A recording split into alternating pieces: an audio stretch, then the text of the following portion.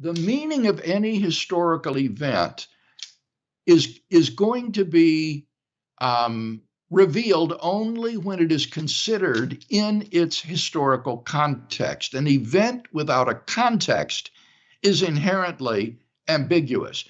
And so the evidence for the resurrection of Jesus needs to be considered within the wider historical context of this man's own unparalleled life and teachings.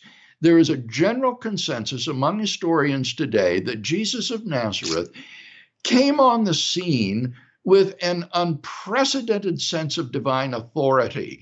That is to say, the authority to stand and speak in God's place on matters to which only God would have authority to address. He claimed that in himself, the kingdom of God was breaking into human history. And as demonstrations of this fact, he carried out a ministry of miracle working and exorcisms.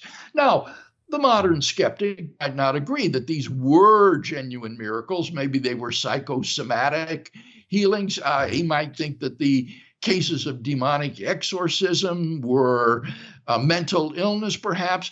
But speaking as a historian, what we can say is that most historians, they recognize that Jesus of Nazareth made these radical claims about himself, and that he carried out a ministry of miracle working and exorcisms. Whether you think they were authentic or not, these do belong to the portrait of the historical Jesus.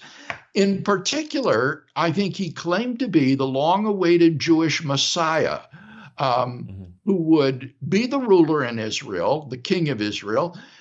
He claimed to be the Son of God in a unique sense that set him apart from the Jewish king or holy men or other righteous figures.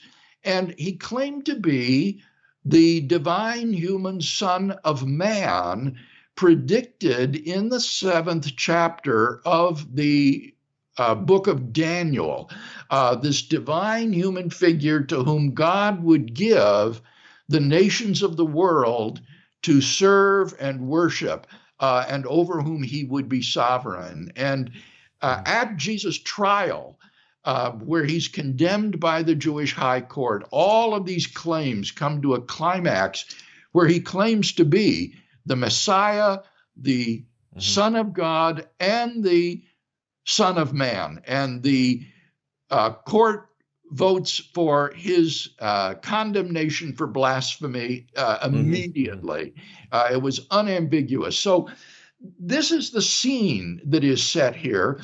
If this man rose from the dead, if God raised this man from the dead, then those allegedly blasphemous claims have been dramatically and unequivocally vindicated by the God whom he had supposedly blasphemed.